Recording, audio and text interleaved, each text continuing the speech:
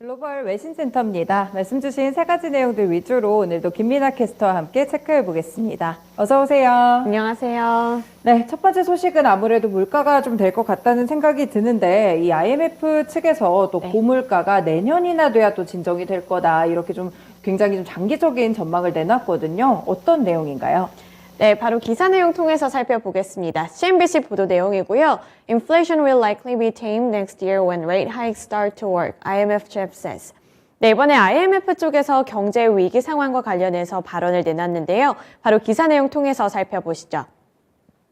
우선 IMF 총재인 게오르기에바의 발언입니다. 각국 중앙은행들의 금리 인상 효과가 나타나는 내년에 인플레이션이 비로소 완화되기 시작할 것이라고 봤고요. 또 은행들은 인플레이션 기대치가 특정 범위에 국한될 때까지 계속 억제에 나서야 한다고 주장했습니다.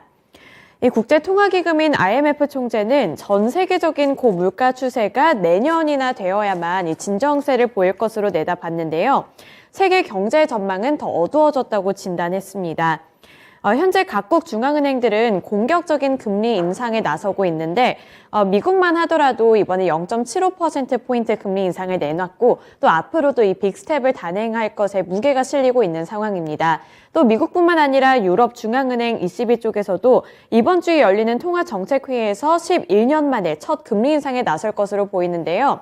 이 IMF 게오르기에바 총재는 이번에 이런 상황과 관련해서 각국 중앙은행들에서 앞으로 더 큰 긴축 움직임을 나타내야 한다고 이렇게 주장을 한 거였습니다. 이번에 인플레이션을 잡지 못할 경우에는 실질 소득이 줄어들 것이고 특히 이는 가난한 나라에 극심한 타격을 미칠 것이다. 이러한 진단까지 함께 내놨는데요. 따라서 우크라이나 전쟁과 인플레이션 등으로 세계 경제 전망이 지난 4월 대비 한층 어두워졌기 때문에 각국 중앙은행에서는 빅스텝 절차에 조금 더 해야 한다고 강조했습니다. 그렇다면 이번에 그 G20 회의에서는 합의문 채택엔 좀 실패한 것인가요? 네, 이번에 인플레이션 관련한 이야기도 있었지만 그 부분 말고는 G20 회의에서 뭔가 딱히 결론을 내지는 못했는데요. 합의문이 채택이 되지 않았다고 합니다. 우선 내용을 살펴보시면 각국 경제 수장들은 물가 상승의 원인으로 경제 회복세가 크게 약화된 점에는 공감했지만 이번에도 합의문 채택에는 실패했습니다. 이번에 이 G20 회의에서 여러 가지 내용을 갖고 논의가 활발하게 이루어졌지만 인플레이션 관련한 그 원인 말고서는 합의문이 채택되지 않았다고 하는데요. 이 러시아의 우크라이나 침공 이후에 두 번째로 모이게 된 이 20개국의 주요 경제 수장들이 이야기를 나눴는데 물가 상승으로 경제 회복세가 크게 약화된 점에는 공감을 했지만 이 다른 부분에 있어서 합의문 채택에 실패했다는 분석이 나오고 있습니다. 우선 이 경제 위기의 원인으로 전쟁을 꼽는 미국과 또 여러 가지 서방 국가들과 또 러시아 간의 이런 극심한 갈등으로 합의를 이뤄내지 못했다는 원인이 나오고 있는데요. 각국 대표들은 회의를 마치면서 공동성명에 도달할 수 없게 되자 이 식량 안보와 부채 문제 등 합의에 도달할 수 있는 분야로 초점을 맞췄습니다. 결론적으로는 지금 서방 국가와 러시아 간의 이런 갈등이 아직 해소가 되지 않았기 때문에 그 일부분에서는 합의문이 도출이 되지 않았고요. 여기서 그나마 좀 합의를 봤다라고 평가할 수 있는 부분은 인플레이션의 원인 그리고 인플레이션으로 인해서 경기 회복세가 둔화될 것이라는 부분이었습니다.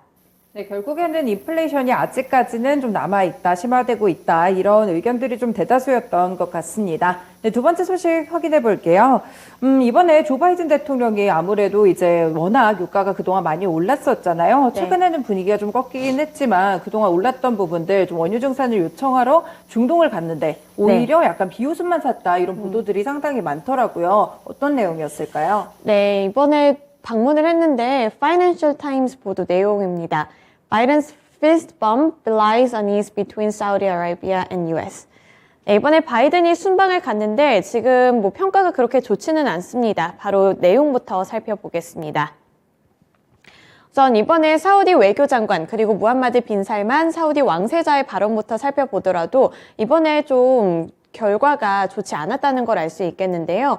이 사우디 외교장관은 우리가 원유 공급과 관련해 합의를 이뤄냈느냐고 물어본다면 수요에 기반해서 증산할 것이라고 대답할 것이다. 이런 발언을 내놨습니다.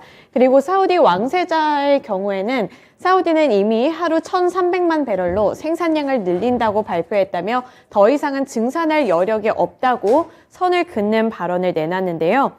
이렇게 조 바이든 미국 대통령의 첫 중동 순방이 뚜렷한 성과가 없이 끝났습니다. 유가 안정을 위해서 비판에 무릅쓰고 이번에 사우디아라비아를 방문했지만 원유 증산을 이끌어내지 못했기 때문인데요. 따라서 지금 현지에서는 이 바이든 대통령이 꼭 사우디를 방문했어야만 했냐 이런 비판의 목소리도 함께 나오고 있는 상황입니다. 우선 조 바이든 미국 대통령은 미국의 원유 공급을 늘리기 위해서 할 수 있는 모든 것을 하고 있다며 사우디아라비아도 이런 긴박함을 공유하고 있고 또 이번에 논의한 내용을 토대로 몇 주 안에 더 많은 진전이 있을 것이라고 기대한다고 밝혔는데 하지만 사우디 측이 바이든 대통령의 발언 내용을 부인하게 되면서 이 부분이 문제가 됐습니다. 그 부인하는 멘트, 가장 중요한 멘트가 이 두 가지 멘트였다고 볼 수 있겠고요. 이 오펙 플러스가 시장 상황을 평가해서 적절한 생산 계획을 수립할 것이라고 말했는데 이 사우디 외무장관은 이번 회담에서 원유 관련 논의가 없었고 러시아가 참여를 하게 되는 오펙 플러스 회의에서 적당한 합의를 도출해낼 것이라고 선을 그었습니다. 네, 그렇군요. 사실은 원유 공급을 좀 늘리러 갔었는데 어느 정도 좀 약간의 비난만 좀 듣고 그렇게 크게 챙겨온 곳은 없는 그런 느낌의 순방이었습니다. 네, 마지막 소식도 좀 넘어가 볼게요. 최근에 좀 괜찮았던 재생에너지나 태양광 관련 종목들이 좀 하락세가 있었던 것 같은데 이유가 좀 있었을까요? 네, 그렇습니다. CNBC 보도 내용이고요. Solar Stocks Inc. mentioned says he won't support climate bill. 네, 미국에서는 이번에 재생에너지 그리고 태양광 관련주들이 일제히 하락을 했는데요. 거기에는 원인이 있었습니다. 바로 기사 내용 통해서 살펴보시죠. 더 나은 재건 BBB 법안을 두고 이번에는 여당인 민주당 내에서 기후변화 대응과 관련된 예산을 깎으려는 움직임이 나타났습니다. 이에 태양광과 신재생 에너지 관련주들이 동반 추락하는 일이 벌어졌습니다. 이번에 뉴욕 증시에서는 현지 시간 15일, 그러니까 저번 주 금요일에 태양광 및 재생에너지 관련주들이 줄줄이 하락했는데요. 일단 대표적으로 미국을 대표하는 수소 에너지 솔루션 업체인 플러그 파워가 장중 13% 가까이 폭락했고요. 또 연료 전지 업체인 퓨얼셀 에너지도 8% 가까이 추락했습니다. 또 여기에 태양광 관련주로 꼽히고 있는 퍼스트 솔라 그리고 썰런, 선파워 등도 일제히 8% 이상 하락세를 기록하기도 했는데요. 이 같은 태양광과 재생에너지 관련주들의 주가 하락은 민주당 내의 중도파로 불리고 있는 민주당 조 맨친 상원 의원이 바이든 대통령의 빌드백 베러 법안에 다시 한번 반대하고 나선 탓이었습니다. 이번에 이렇게 원래 민주당이랑 공화당이 50석씩 나눠 앉고 있는데 여기서 맨친 의원이 반대쪽으로 돌아서면서 이 우회 처리가 쉽지 않아졌다는 분석이 나오고 있는데요. 이 인적 인프라 예산이라고 불리는 BBB 법안에는 여러 가지가 포함이 되어 있는데 거기에 기후변화 대응 법안도 포함이 되어 있는 그런 법안인데요. 여기서 맨친 의원이 반대를 하고 나서자 이게 좀 통과될 가능성이 줄어들게 되면서 우려감이 시장에도 작용됐습니다. 신재생 에너지 종목들 같은 경우에는 확실히 법안에 따라서 많이 좀 달라지는 것 같은데 이제 반대 의원이 한 명 더 나왔다는 점에서 좀 의미가 있었던 그런 뉴스였던 것 같습니다. 이렇게 세 가지 소식들 김민아 캐스터와 함께 체크해봤습니다. 고맙습니다. 지금까지 글로벌 외신센터였습니다.